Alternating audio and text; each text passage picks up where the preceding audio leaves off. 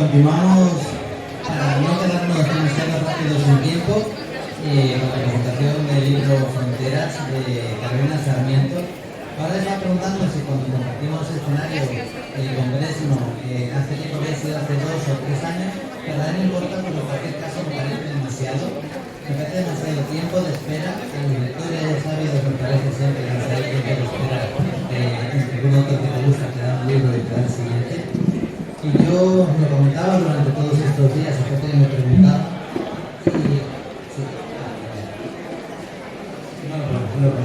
y la verdad que yo creo que la gente que está escribiendo ahora no tiene unas suyas, que eso viene de en España, y eres de las voces más brillantes y más personales, con ideas más arrebatadoras, sostenidas además por una literatura brillante. Y todo lo que habíamos hablado la última vez, este nuevo libro no solo me lo suscribo, me lo subrayo, sino que me atrevo a decir que me quede corto todo lo que hemos hablado la última vez.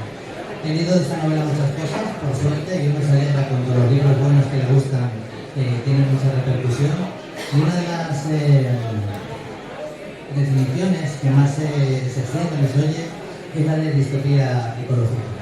Y es verdad, en parte es un poquito verdad, ¿no? Porque la novela parte de una decisión que se toma ante el colapso del planeta y de los recursos naturales de dejar unas cuantas partes libres del ser humano, evidentemente la especie invasora más dañina, para que el planeta se pueda recuperar. Pero esto no sucede durante la novela, sucede antes de que empiece la novela. Por lo tanto, si acaso la distopía ecológica o la muerte de la distopía ecológica sucede primero. Aquí lo que exploras con una sensibilidad espacial, que ahora iremos hablando de otras cosas, es las heridas que esto deja, ¿no? Y poco a poco, según vas leyendo, te das cuenta que el título de las fronteras se puede referir a mucho más que las fronteras físicas que separan el terreno todavía habitado del terreno no habitado. Pero primero que quiero saber es un poquito el hilo del que tiras para empezar a escribir esta novela y no otras de las que los creadores pueden escoger para completar el libro. Porque de todas las opciones, el libro que nos acabó llamando es La Frontera. Las fronteras. Muchas gracias por acompañarme, Jorge, y muchas gracias a todos quienes estáis aquí, arropándonos también. Esta tarde estoy súper ilusión. ¿Por qué decidí empezar a escribir esta novela? Pues fue por un sueño. Una mañana me desperté y tenía muy vigente el sueño de la noche. Y era un sueño con una imagen que horas después de despertarme me encontré en un libro de fotografía que nada tiene que ver con la novela. Yo había soñado con una jirafa que estaba descapotable y se movía por la ciudad. No tiene nada que ver con este libro. Pero cuando horas después me encontré hojeando un libro, esa foto, tuve la idea. Porque obviamente yo esa foto ya la había visto en otras ocasiones y por eso apareció en el inconsciente. A mí el mundo de los sueños me gusta, no para analizarlo, sino para probarlo, para la parte creativa. Me encantaría escribir igual que sueño, es decir, sin ningún tipo de moralina, sin ser políticamente correcta, sin ninguna estrechez narrativa, sino totalmente libre como lo es el inconsciente cuando sueño. Vuelvo, tuve esa idea, ¿no? Imaginaos que alguien es capaz de meterse en vuestros sueños y fotografiar vuestro inconsciente, o hacer un retrato, hacer un dibujo, o hacer una película, o que os llegue una postal de un sueño que habéis tenido y que sabéis que esa foto no está en ningún libro, que no la habéis visto en ningún museo, que no es ningún fotograma de ninguna película. Esa fue mi idea original. Me puse a escribir, que está en la primera página, pues un hombre que se despierta y se encuentra una fotografía en su mesita de noche. Ese fue el primer impulso de escribir. Y luego este hombre se convirtió en un guarda fronterizo, en un momento en el que la Tierra ha llegado hasta el límite, en un momento en el que se ha tomado una decisión que hasta el momento no hemos visto todavía, aunque hay ensayos científicos, hay investigaciones científicas que así lo demuestran, ¿no? Que es necesario vaciar la mitad del planeta, reducir la población humana a la mitad para que haya una esperanza de vida, ¿no? Porque si no continuamos hacia el abismo. Yo tenía muy claro que quería escribir una aventura, que quería que quería escribir una novela negra, de misterio, con ese punto de fantasía, de la fotografía, y no quería escribir un tratado ecológico. En el momento que me pusieron la etiqueta de thriller ecológico, temblé. ¿Por qué? Porque huyo de intentar convencer a nadie, porque mi pulsión era la de la aventura, incluso la de la historia de amor. Era una historia en la que la naturaleza fuera protagonista, pero no para concienciaros a vosotros, sino para haceros imaginar, para haceros sentir, para haceros soñar. Has adelantado un poquito a una cosa que quiero comentar, pero me alegra ver que no estaba equivocado. Y es que a mí, además ahora que hemos abierto el census con una charla en colaboración con la Unidad Climática, podría parecer que bla bla bla, pero no, ni mucho menos. Me parece que lo utilizas es como escenario, que desde el principio que no estaba muy de acuerdo cuando leía esa etiqueta, pero en realidad la novela es una pura cinematográfica fronterizo o una historia en la que hay un personaje que ya está en una época de su vida que cree en cierta manera que ya ha pasado lo mejor, que su vida es una rutina, pero también tiene ese fuego interno que no se ha apagado del todo y que está esperando a que suceda algo como para un último acto, no te voy a decir heroico, pero sí como para un poco encontrarle un sentido, ¿no? a su existencia. Y todo esto no viene por lo que pasa a él, eso que estoy contando no es por lo ecológico, es pues, como bien dices, pues por el amor, por el deber, por la obligación, por vigilar que nadie pase su frontera, qué pasa con la gente que está en el pueblo, cómo reaccionan, las relaciones entre todos ellos, y todo eso tomas una decisión narrativa importante que es tener una historia que sucede en 24 horas. ¿Esto fue una decisión que tomaste muy al principio o esto fue algo que ya tenías este escenario y este personaje llegó después?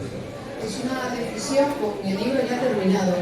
El libro iba de 1 en adelante, pero cuando hablo por primera vez con el editor de Siruela, con Julio Guerrero, me plantea esta posibilidad, no la de 24. Me dice, ya que la novela se desarrolla en un único día, en una única jornada, que es una jornada depresiva, ya que tiene este punto también de thriller, ¿no? El protagonista, bueno, pues tiene que desentrañar una serie de misterios.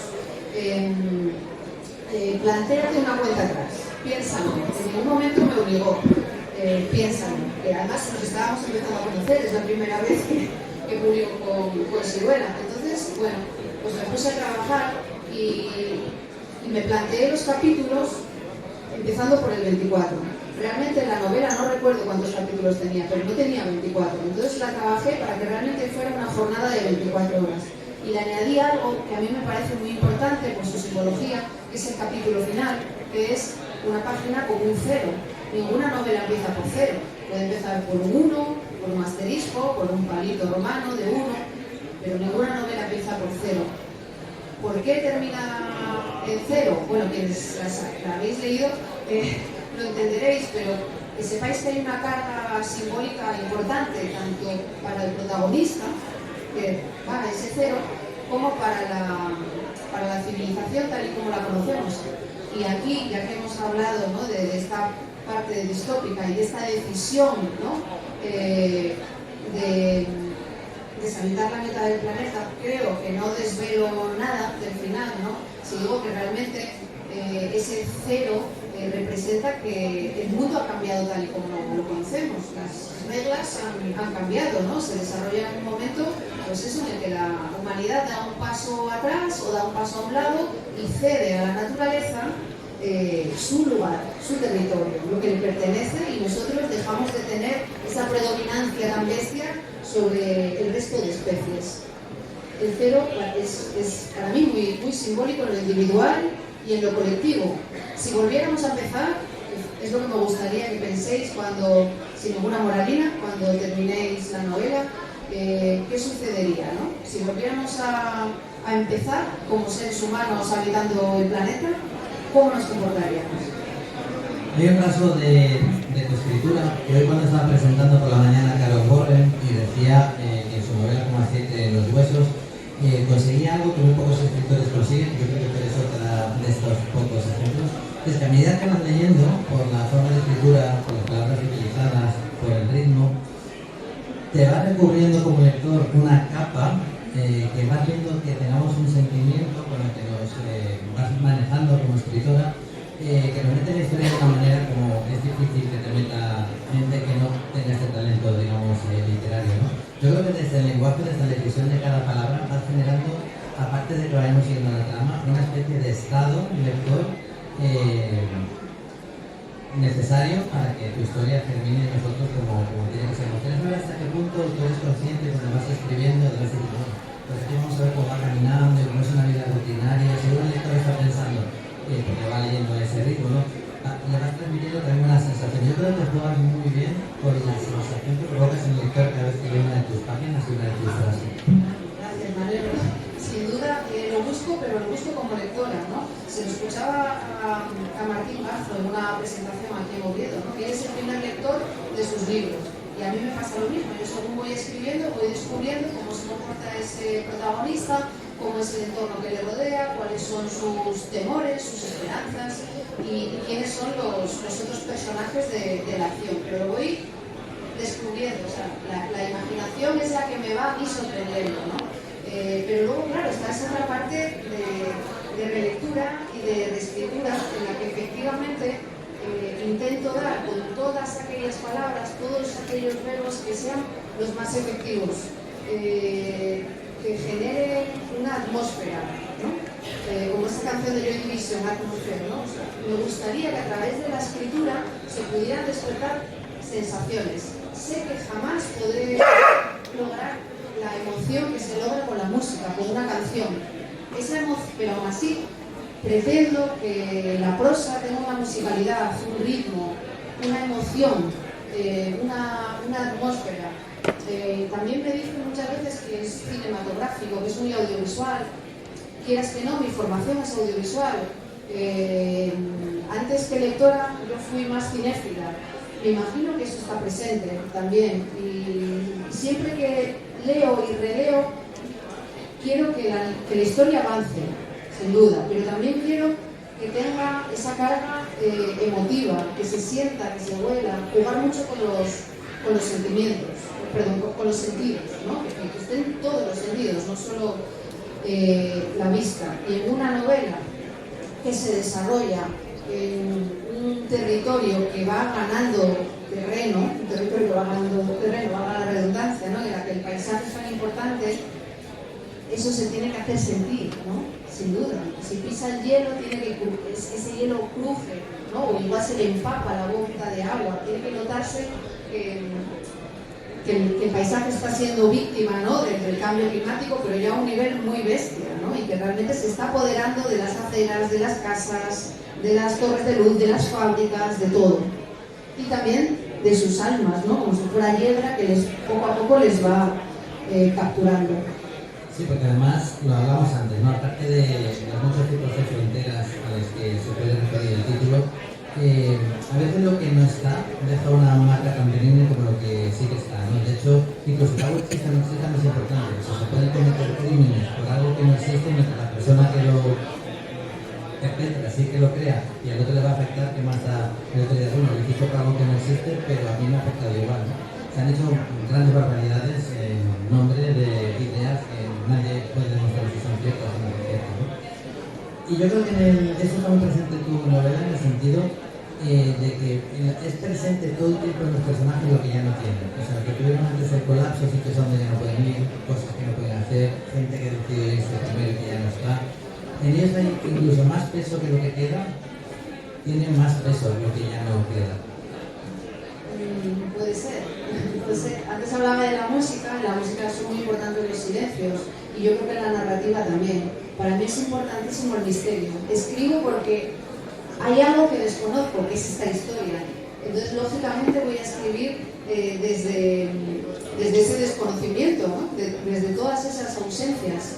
Sin duda, es un pueblo, se desarrolla un pueblo que es uno de estos pueblos que va a desaparecer, tomado por la naturaleza. Es un pueblo que se está despidiendo de todo, ¿no? De sus muertos, de sus casas, de sus vecinos, de su cultura, incluso de sus canciones, de su folclore. ¿Puede haber un punto nostálgico? Sí, pero yo creo que eso también va en cada lector, en cada lectora, ¿no? Hasta qué punto se empapa por la nostalgia, o sin embargo lo ve como una utopía, ¿no? De la naturaleza retoma su lugar. Y luego está flotando en toda la novela la presencia de ese caballo, ¿no? Hablabas tú antes de una jirafa en el sueño primigenio. Aquí lo sustituye un caballo.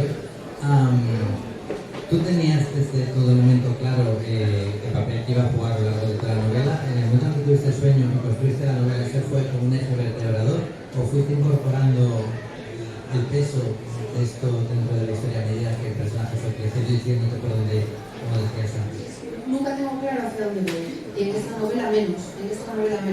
El caballo aparece ya en la primera novela, aparece en el sueño, aparece en la realidad. Y el caballo aparece con toda la simbología que tiene un caballo. No sabía. Lo que sí es una realidad es que me atraen poderosamente los caballos y me atrae poderosamente su presencia en las películas del oeste, ¿no? En la mitología más clásica. Es un animal que me atrae también en la naturaleza, en esa mezcla que tiene fronteriza entre lo salvaje y lo doméstico. Por lo tanto, aunque yo no tuviera un plan, no tuviera un guión, me imagino que me fui guiando, apoyando, más que guiarme, apoyándome todo el rato en esa figura que a mí me resulta tan misteriosa, tan atractiva, tan poderosa. Pero no sabía hacia dónde iba. Cabalgaba, ¿no? Cabalgaba y me apoyaba en ella, sin duda. Pero, bueno, evidentemente las riendas fueron más o menos sueltas con un destino estupendo. Se nos ha acabado el tiempo, otra vez. Espero que no pasen, seguimos sin saber cuánto tiempo. ¿Tienes alguna novela solo de sí o no, más o menos en proceso de escritura? O... Sí, estoy escribiendo. Pues ahí hay que pagar el tiempo al curro diario para que no tengamos que esperar mucho. Decía que leer a Carolina es una auténtica delicia, es un auténtico placer, porque además de ser una experiencia narrativa, es una experiencia sensorial. Ella decía que lo intenta, pero yo creo que lo consigue. Esta sonoridad, esta elección de palabras, de verdad que al lector le llega, le funciona y hace, como decía, que estemos con ganas de ver con qué nos sorprendes a continuación. Pero mientras tanto, tenemos Las Fronteras, que os recomiendo enormemente que leáis, que estará firmando ahora ahí al fondo, y que espero que mañana, cuando la vengan a buscar a los que se hayan perdido esta charla, ya no queden. O sea, eso sería que lo hemos hecho bien. Y bueno, la otra forma de hacer bien nuestra labor del público, que es presentar las gracias a Carolina, como siempre.